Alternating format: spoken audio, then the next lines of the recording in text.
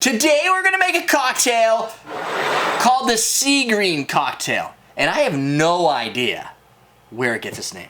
Use coupon code CMC715 at awesomedrinks.com. Save 15% on everything. Welcome to Comment Cocktails. I am your host, Derrick Schommer. Today we're going to make the Sea Green Cocktail.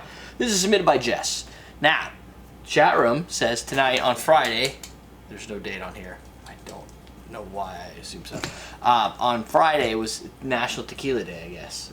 So for you, last Friday. Since it's this Friday for me, I'm gonna make a drink with tequila. That and it was gonna happen regardless. So this recipe is 1 ounce of Blanco tequila. I chose Sparkle Donkey. I think this is Blanco. It's clear and it says silver on it.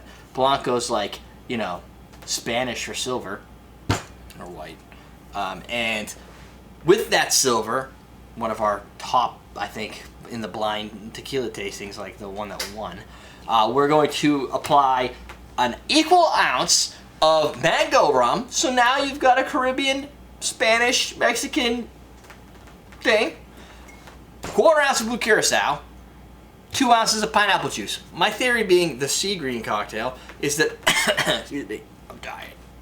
Since these are clear, these two are going to create a sea green. So while we are making a cocktail, we're also performing secondary and primary color art. And you're going to put it into a champagne glass. Don't think they have any other name for them. You could chill your glass ahead of time. That's all I did here. A little bit of water, a little bit of ice, and then you're good to go. If you don't have a champagne glass, don't fret. You can probably put it into any type of vessel you want. There's peach schnapps here. And you'll probably be fine. Do whatever you want. But the glass they recommended was a champagne. So that's what we're going to do. Build this, shake and strain style. Because it's got juice. I'm like, what do you have in here that requires me to do this way? So we're going to do 1 ounce. I apologize for my slight headache, my lack of energy due to being a little bit sick and tired. I am sick and tired. Mango! Which is good for those that are always like, I gotta turn down my speakers every time you talk. Because I can't scream because it hurts my head. Mango! Maybe if I just yell close to the microphone. Mango. Did that work? Oh, Jesus. It's a good mic. It should pick you up. I would hope so. So this I'm going to be a little careful on. I want to make sure to get my ounces right. The other thing that might throw this off a little bit is senior curacao is kind of good, and it doesn't always have the same massively bright blue coloring as the other guys. Oh, please hold. Yeah, that's good. That's good. Thought I was going to have to go get another pineapple. But I don't. Right over there. It's actually within arm's reach. But my arms are short. So, what did you learn at Tales of the Cocktail this year, Jennifer? You must have learned something. Aside from drinking heavily hurts your soul. Doing too many tasting hurts my head. Jennifer was a little bit tipsy on a few of the days, sometimes before 3.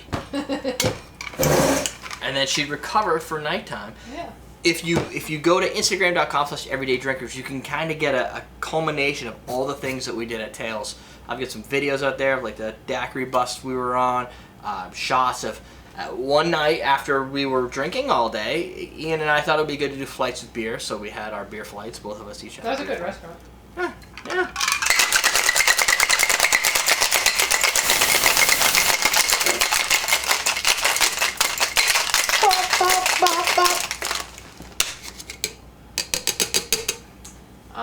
I don't know. What did You must have learned something. I know I learned something.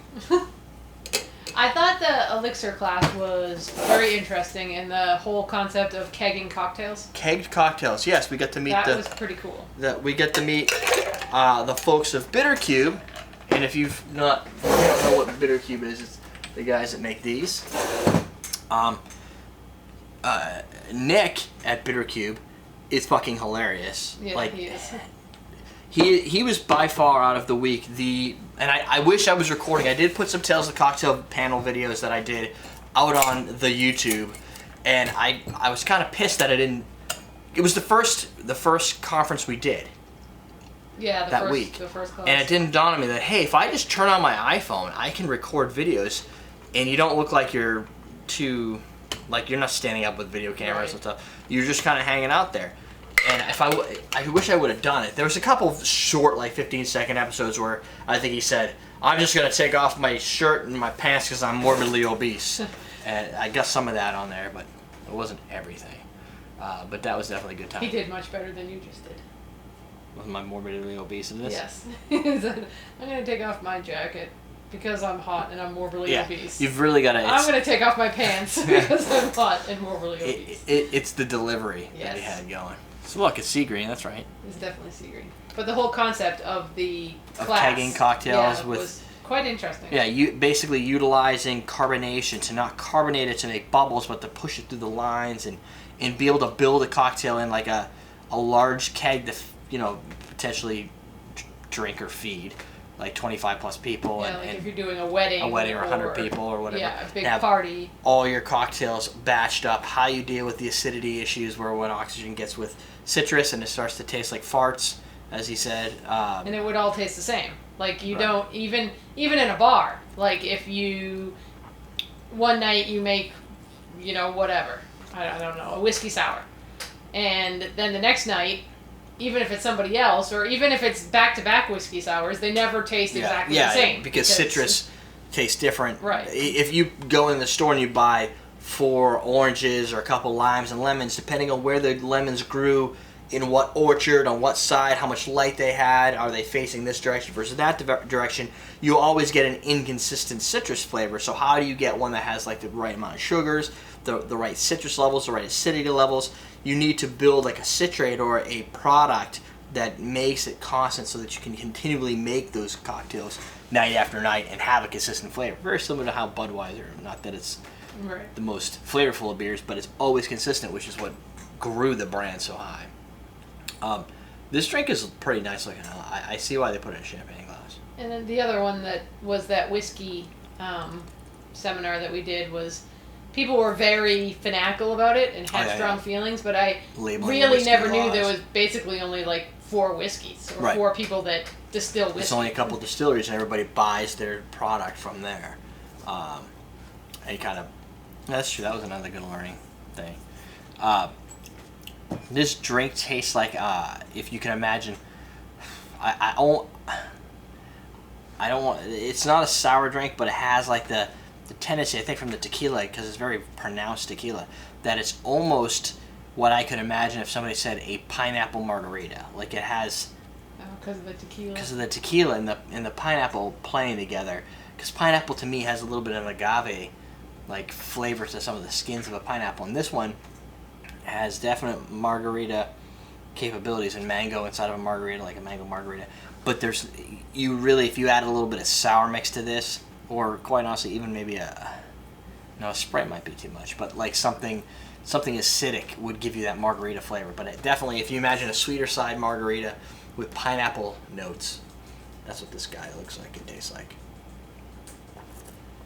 I agree with your learning. I think I did like to experience, and everybody get to see it though. If you haven't watched already, there's a Tales of the Cocktail cut that I did for Plantation Rum. So I got to meet Alexandra of Plantation, the distiller, the blender, and to see how they went through and built, and some of the ways they go about building rums. And in some ways, when they kind of talked about rum in regards to what do you like in a rum and what are the flavors you like in a rum and what's missing in the rum category. And that's a lot of stuff I think we've talked about, and we're not even professionals, right? And what we like in a rum and what we've seen happen in the rum category seems to match what some of these people who write books and historians like Wondrich and Beach Bum were there, and you get to hear them going, I totally agree with that, and I could have come to that same assessment. So it's kind of like it validates that what you're doing is right. So if you're out there and you're testing different rums, watch the video just to see the Plantation, how he kind of goes about how rums are created and how he made his blend. But I think that's more of the most exciting categories, to just play with different rums and be able to taste them, even if they're not yours. Order them at the liquor at He's the a bar. master blender. Yeah. But I found interesting from the standpoint of you got to taste all 3 rums that make up plantation rum. Right. So that was kind of neat. And then you had the fourth one, which was like an aged version of one of the other ones, and and we also got the early trial test of some of their pineapple rums that are coming out. Yes. So there you go. Sea Green cocktail. Think sweet margarita because it's got that nice Blanco flavor, very strong, cuts right through with the pineapple sweetness. And the blue Curacao really is not playing too much in this aside from giving it the sea green.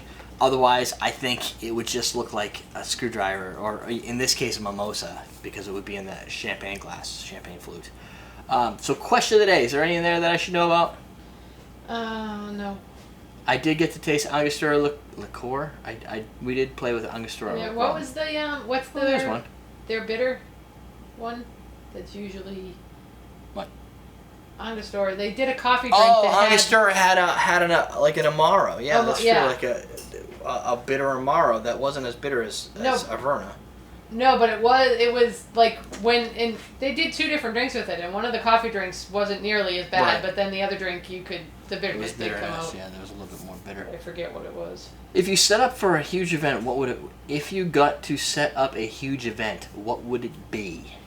So you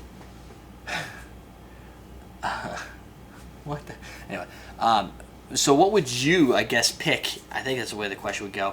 As an event you'd like to roll out and say, I manage this event.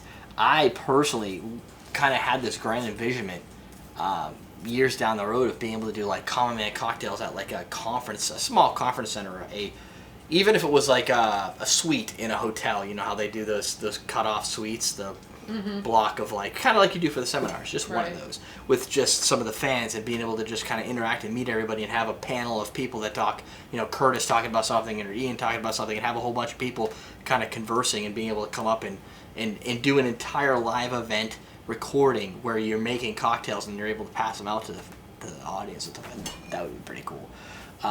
So what do you guys think? If you could design and probably host an event, what would it be in? Would it be, maybe it was a camera conference, all about cameras. Maybe it's a computer builder seminar. Maybe it's a video game. Maybe everybody just sits in a room in a big circle and plays Minecraft. I don't know. What do you guys think? Get creative. What would you do for an event if you can coordinate one? That's it. We don't sell champagne glasses at awesomedrinks.com. But we do sell, we got these guys. We got little bitter cube bitters. You can always get those right over at awesomedrinks.com. So that's what I would suggest doing right now, because after meeting these guys, they're a solid group of people, and I'm hoping to do more business with them very soon. We're teaching you how to drink.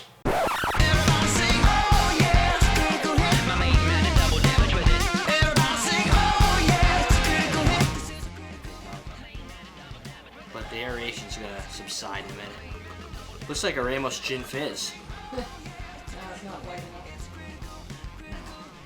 It's like a yellow Ramos Gin Fizz.